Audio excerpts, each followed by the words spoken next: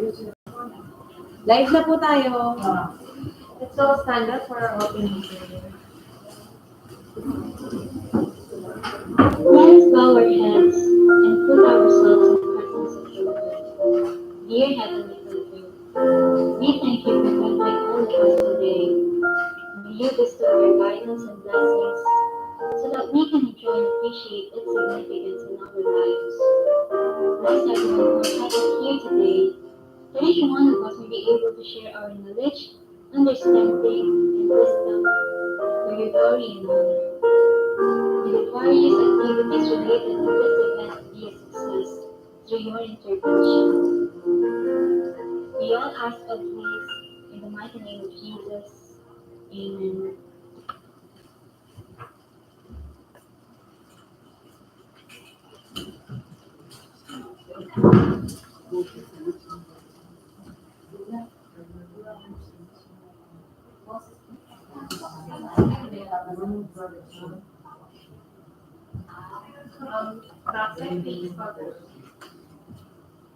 Good afternoon po. For today's private conference attendance for 2023 infrastructure project.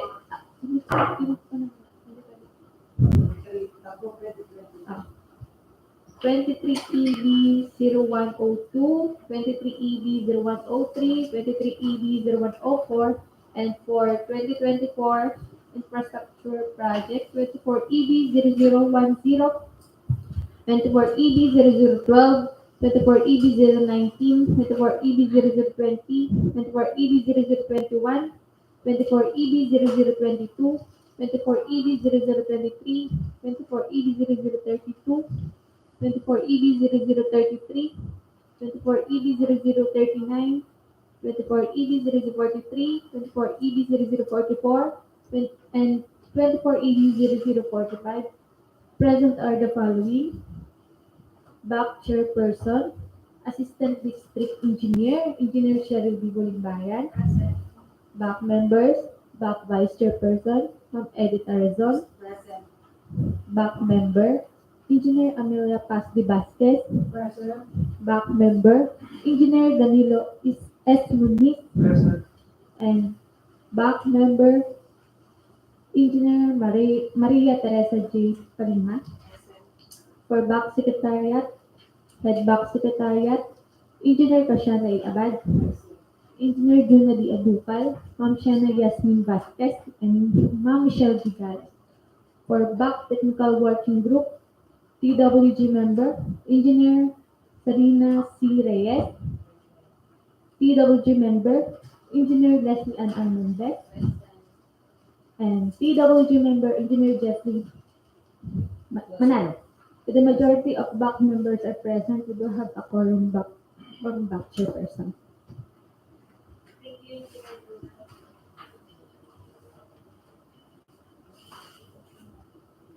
Today of our 18, 2023, we'll be having private conference for 3 infrastructure projects.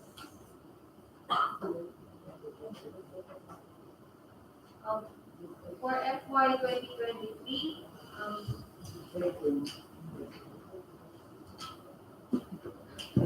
and 13 infrastructure projects based for FY 2024 based on the National Expenditure Program that was released by Vice Chair. Good afternoon, everyone. So we will have our pre-bid for the following projects. For 2023, we have first contract ID 23EB0102, construction of road along Barangay Rumbang, Rizal Occidental, Mindoro. Contract location is Rizal Occidental, Mindoro, and approved budget for the contract is 24,750,000 pesos. Contract duration is 149 calendar days. Second project is 23EB0103, construction of flood mitigation structure, Barangay 7, Mamburao Occidental, Mindoro. Approved budget for the contract is 24,750,000 pesos. Contract duration is 172 calendar days. Third contract is 23EB0104. Construction/rehabilitation of multipurpose senior citizens building, Municipality of Lubang, Occidental, Mindoro. Approved budget for the contract is 4,950,000 pesos. Contract duration is 117 calendar days. For our fiscal year 2024 net infrastructure projects, we have the first contract, 24EB0010, rehabilitation/reconstruction of roads with slips, slope collapse, and landslide, Mindoro West Coastal Road, kilometer 0409 plus 435 to kilometer 409 plus 580. Contract location is Mamburao Occidental, Mindoro. Approved budget for the contract is 24,500,000 pesos and contract duration is 111 calendar days. The second project is 24EB0012, road widening, Mindoro West Coastal Road, kilometer 0408 plus 800 to kilometer 0408 plus 924. Kilometer 0408 plus 936 to kilometer 0409 plus 000. Location is Mamburao Occidental, Mindoro, and ABC is 5,880,000 pesos. Contract duration of 45 calendar days. Our third project is contract ID 24EB0019. Construction of missing links/new roads, Bulalakaw to San Jose to Junction Mapaya Road, Occidental, Mindoro. Location is Magsaysay, Occidental, Mindoro. Approved budget for the contract is 57,900,000 pesos. Contract duration is 225 calendar days.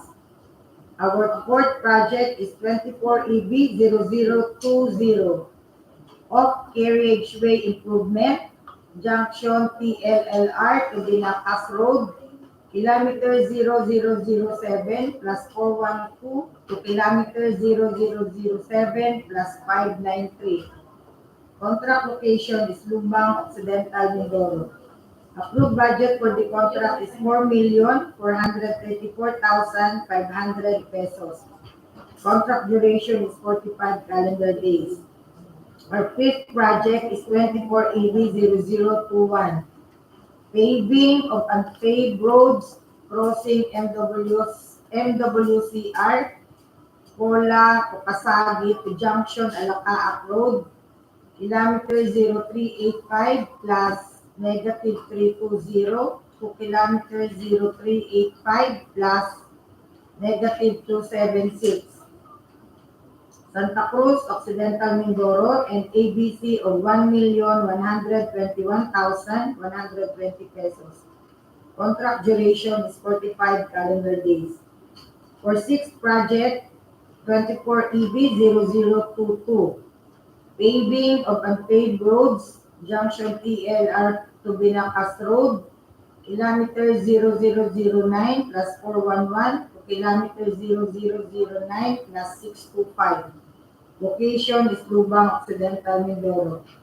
ABC is 5,997,600 pesos and duration of 45 calendar days. Our seventh project is 24EB0023, paving of unpaved roads, junction Lubang to Binacas to Barak Road, kilometer 0008 plus 770 to kilometer 0008 plus 815. Location is Lubang, Occidental, Mindoro, and the approved budget for the contract is 1,261,260 pesos with contract duration of 45 calendar days. Our eighth project is 24EB0032. Construction protection dike at Barangay 8, Mamburao, Occidental, Mindoro. Approved budget for the contract is 96,500,000 pesos. Contract duration is 287 calendar days. Our ninth project, 24 EB 0033, construction of seawall at Sitio Punta, Barangay Poblacion, Sablayan, Occidental, Mindoro. ABC is 86,850,000 pesos and contract duration is 270 calendar days. Our 10th project is contract ID 24EB0039, construction/improvement of access roads leading to Sablayan Port, Sablayan, Occidental, Mindoro. Approved budget for the contract is 14,700,000 pesos and contract duration of 106 calendar days. Our 11th project is 24EB0043, construction of road, Barangay Batong Buhay, Sablayan, Occidental, Mindoro. Approved budget for the contract is 14,850,000 pesos and contract duration of 74 calendar days. Our 12th project is contract ID 24EB0044, construction of road, Sitio Malapongtong, Barangay Burgos, Sablayan, Occidental, Mindoro. Approved budget for the contract is 14,850,000 pesos and duration is 74 calendar days. Our last project is contract ID 24EB0045, construction of flood mitigation structure, Barangay 5, Mamburao, Occidental, Mindoro. Approved budget for the contract is 4,950,000 pesos and contract duration is 75 calendar days. So the DPWH, Mindoro Occidental DEO, Mamburao, Occidental, Mindoro, now invites bids for the cited projects. Completion of the works is required in the corresponding contract durations as stated. Bidders should have completed a contract similar to the project. The description of the eligible bidders contained in the bidding documents, particularly in Section 2, Instructions to Bidders. Bidding will be conducted through open competitive bidding procedures using non-discretionary pass or fail criterion as specified in the 2016 revised IRR of Republic Act 9184. Interested bidders may obtain further information from DPWH, Mindoro Occidental DEO Office, DEO, Mamburao Occidental, Mindoro, and inspect the bidding documents at the address cited from 8 a.m. to 5 p.m. during weekdays. A complete set of bidding documents may be acquired on October 11 to 31, 2023 by interested bidders from the address cited or website of the DEO. Documents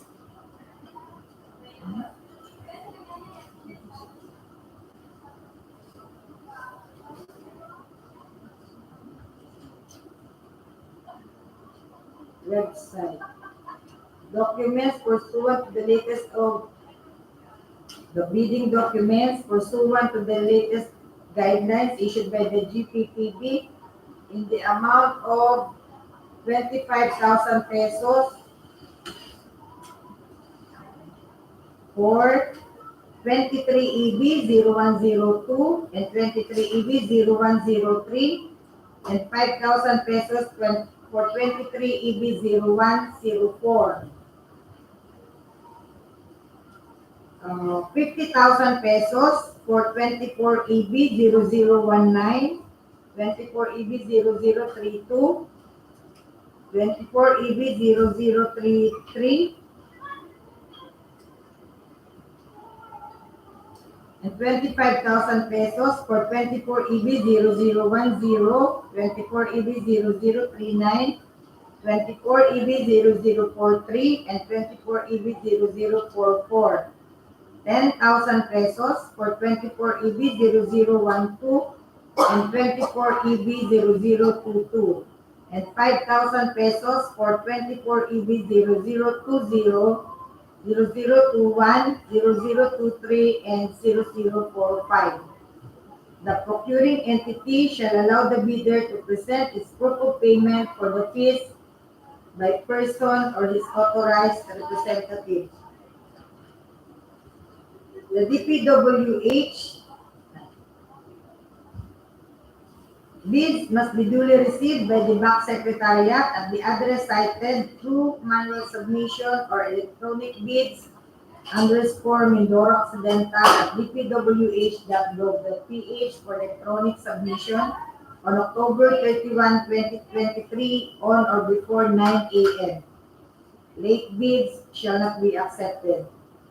All bids must be accompanied by a bid security in any of the acceptable forms and the amount stated in ITB Clause 16. Bid opening shall be on October 31, 2023 at 9 a.m. at DPWH Mindoro Occidental DEO Procurement Office, ground floor, main building, Mamburao Occidental, Mindoro, and or via YouTube Live at https://www.youtube.com/@dpwh Mindoro Occidental. Bids will be opened in the presence of the bidders' authorized representatives who choose to attend the activity. The DPWH Mindoro Occidental DEO reserves the right to reject any and all bids, declare a failure of bidding, or not award a contract at any time prior to contract award in accordance with sections 35.6 and 41 of the 2016 revised IRR of RA 9184 without thereby incurring any liability to the affected bidder or bidders. For further information, you may refer to Engineer Kashana A. Abad, Head of the Back Secretariat, DPWH, Mindoro Occidental DEO, Airport Road, Mamburao Occidental, Mindoro, and with email address at occidentalmindorobac@yahoo.com. We remind the bidders on the eligibility and technical components of the bid. For envelope number 1, you have to have your valid PhilJets registration certificate, which must be a platinum membership, registration certificate from SEC, DTI for sole proprietorship, or CDA for cooperatives or its equivalent document, mayor's or business permit issued by the municipality where the principal place of business of the prospective bidder is located, or the equivalent document for exclusive economic zones or areas. Tax clearance per EO number 398, series of 2005, as finally reviewed and approved by the Bureau of Internal Revenue. You must also have your statement of the prospective bidder of all ongoing government and private contracts, including contracts awarded but not yet started, if any, whether similar or not similar in nature and complexity to the contract to be bid. The statement of the bidder's single largest completed contract or SLCC, similar to the contract to be bid, except under conditions provided under the rules. The Philippine Contractors Accreditation Board or PICAB license or special license in case of joint ventures and registration for the type and cost of the contract to be bid. Original copy of bid security. If in the form of surety bond, submit also a certification issued by the Insurance Commission or original copy of notarized bid securing declaration. For your project requirements, you have to have your organizational chart for the contract to be bid, the list of contractors' key personnel to be assigned to the contract to be bid with their complete qualification and experience data, a list of contractors' major equipment units which are owned, leased, and or under purchase agreements supported by proof of ownership or certification of availability of equipment from the equipment lessor or vendor for the duration of the project as the case may be, and your original duly signed omnibus sworn statement. and, if applicable, original notarized secretary's certificate in case of a corporation, partnership, or cooperative, or original special power of attorney of all members of the joint venture, giving full power and authority to its officer to sign the OSS and do acts to represent the bidder. You also need to have the prospective bidders' audited financial statements showing, among others, the prospective bidders' total and current assets and liabilities, stamp received by the BIR or its duly accredited and authorized institutions for the preceding calendar year, which should not be earlier than 2 years from the date of bid submission. The prospective bidder's computation of net financial contracting capacity or NFCC. For Class B documents, if applicable, a duly signed joint venture agreement or JVA in accordance with RA number 4566 and its IRR in case the joint venture is already in existence, or duly notarized statements from all the potential joint venture partners stating that they will enter into and abide by the provisions of the JVA in the instance that the bid is successful. For the financial components of the bid, you need to have a duly signed bid form, which is currently based on GPPB Resolution number 09-2020, a duly signed bid prices in the bill of quantities, a duly signed detailed estimates, including a summary sheet indicating the unit prices of construction materials, labor rates, and equipment rentals used in costing in coming up with the bid, and a duly signed cash flow by quarter, which is Form DPWH-INFR-19. We also remind that for fiscal year 2024 projects that this is an early procurement activity and all projects are based on net short of award. Are there any questions or comments? With no other questions or comments, our pre-bid for fiscal year 2023 projects and 13 fiscal year 2024 projects is hereby adjourned. Thank you and God bless everyone.